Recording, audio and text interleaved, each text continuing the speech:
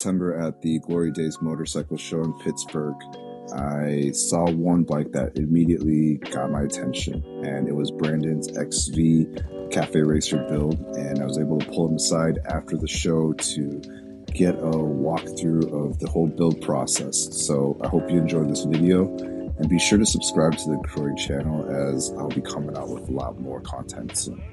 All right, so I was able to catch Brandon, who I met the first night at Glory Daze, and found out that he built this Yamaha Virago. So basically, I'm just curious, I heard that this was your first build, so how was that, experience, and what inspired you to choose the Virago? And just tell us more about the motorcycle and parts that you like about it. This is Belle. It's named after my mother. Okay. She's the one who taught me how to ride a bicycle. Cool. So I always said that, well, I love motorcycles because of you. Yeah, you made this. I made this. She didn't think that was funny. I thought it was hilarious. Yeah. But yeah, so the burgundy stripes are for her, and all the burgundy accents for her. It was her favorite color. Okay. The blue is my favorite color. So she took 2.5 years to build. Okay. Because I really didn't know anything. I didn't know how to weld. Didn't know how to make a wiring harness. I didn't know how to really design brackets or make them or anything like that. So I went to Skidmark Garage, which is a community garage in Cleveland. In Cleveland, yep. And everybody I've slept there before. Yeah, yes, they have a lovely lounge. It's great. Everyone there just showed me what to do. Yeah. So they either taught me how to do something or told me not to do something. Right. They really helped out when saying, don't do that. That's not going to work. Yes. That's a mistake. So they really helped me out with Cool. that. Let's see. I chose the Virago because I read on a forum somewhere it was the easiest to convert to a cafe racer. And that was a complete lie. It was not easy at all. Yeah. So let's see. It's got everything is Yamaha. So it's got a R1 front end and a R1 rear shock. Okay. So everything is Yamaha. Let's see. Built the subframe, built all the brackets for the fender, brackets for the headlights. Yeah. On the other side over here, the brackets for the airbox. That also holds the rectifier.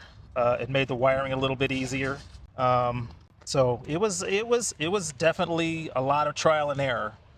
I put up on my page all the parts that I had to make more than once. That was interesting.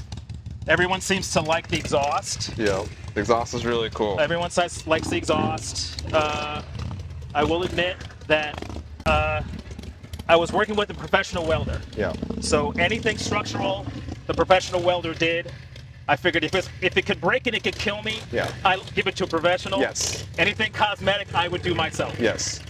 He was unavailable when it came time to do the pipes. Yeah. So I had to do these on my own. So I had to teach myself how to weld pipe, and I said, that's a cool bike though. Yeah, that's a cool bike. Whatever I made had to be simple and clean. Yeah. So this is what I came up with. Good thing we have mics. That's a cool car. That's a really cool car. The real problem was once I getting it running. Yeah. Was the carburetors, tuning the carburetors. That took about a month and a half of just trial and error. Because when you lower the front end, the carbs are no longer sitting where they used to be. Oh. And then because the pipe difference, now you have to jet them differently. Yep. And you have to, and I don't know if you ever dealt with Virago cars, you kind of have to take them off. Yeah. And it's a huge pain in the butt to take them. So you have to take them off, try different jets, put it back on, see if you guessed right. And it was just that over and over. The carbs. Yes. Okay. Tuning the carbs. Yep. Took about a month to do. But I do ride it. I actually rode it a week before I brought it here. Yeah. So it's a fun bike. It's not at all fast. It's only got like 40 horsepower. Yeah. But it looks cool. It looks cool, and I will tell this, it's super fun in the turns. Yeah. With the sport bike suspension and stuff, like in the turns, it actually corners better than some of my sport bikes. Right on. So it's a lot of fun. I mean, these days, I think that riding a slow bike fast is much more rewarding. Yeah, it is. Because then it feels like you're pushing the limit. Yes, versus exactly. a fast bike. I'm not even doing anything with this bike. It doesn't want to be at this speed. Okay, so you mentioned other sport bikes. How many motorcycles do you have? I have 5. Okay. Including this one. I have a TO1000, Suzuki TO1000. Love the TO1000. I have Suzuki Bandit 1200. Okay. Which I use for my long rides because it's much more comfortable. I have a Suzuki Katana 600, which used to be my old race bike. Nice. I only raced for 2 years. Yeah. I was okay. And I have a GSX-R 600 that I'm now converting into a project. So I'm turning it into something. Something. Okay. Yes. To be determined. I kind of know what I'm doing. Like a Neo Retro Cafe Racer? No, it's not. It's actually a retro sport bike. Okay. So it's a 2006 chassis and engine and everything like that, and I'm wrapping it in 1990 sport bike plastic. Sweet. So I'm going to make it look like sport bikes I watched when I was, I was watching racing. Cool. So yeah, that's an interesting project too. Okay. So it should be fun. So, but yeah, this is Belle. That's, like I said, named after Mom. She taught me how to ride bikes, and that's why I got my passion for motorcycles. It's a great collection you have there, and I'm excited to see your Jigsaw project. Actually, recently we did XSR 900, all 80s style, so the boxy fairing and everything. And I was just telling some other friends, like, I'm just into 80s, 90s sport bikes right now, and hopefully, if all goes well, I'm going to try to do a motorcycle show. If you watched the, I'm going to say, I think it was Meekum. Meekum auction. A friend of mine had a Triumph in there. Yeah. And from 1950s Triumph.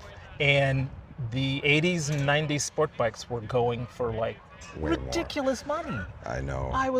Who is buying these? And I'm like, oh, these are all people who grew up watching that stuff, and now they have money, and now they want to spend that on nostalgia. The bikes. The spikes. So it's very much nostalgia. It's kind of like fulfilling that dream of having that as a kid. Yeah.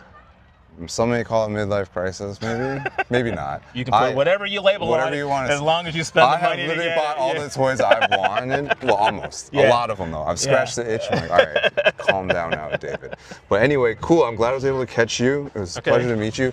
I'll actually maybe even see if you're still in Cleveland tonight. Still in Cleveland. Okay, because I was going to maybe swing by Skidmark on my way I just want back. to put your promotion for this. Absolutely. This is Moto Go. Okay. So this is my after retirement job. Okay. So Moto Go is a nonprofit out of Cleveland, and what they do is there's no more shop classes in Ohio. Okay. It's a program they just got rid of. It's too expensive to run. So what we do is we bring 1970s, 60s, early 70s Honda 350s into high schools. That's right. Okay. They take them all apart. Yep. They put them all back together again, and at the end of the year, they see if they can make them run. Yeah. And I actually remember seeing upstairs and checking it out, yes, which is really cool. That's exactly where it is. Yes, and it's a great nonprofit. I was astonished how many kids do not know how to use a screwdriver, and they can take apart their phones like that. Right. They can repair nothing else. Well, most of them. Right. Yes. Yes. So this is a good way to get them familiar. It's get them familiar in the trades, and just not everything has to be you sit in front of a computer. Yeah. So it's a great program. Absolutely.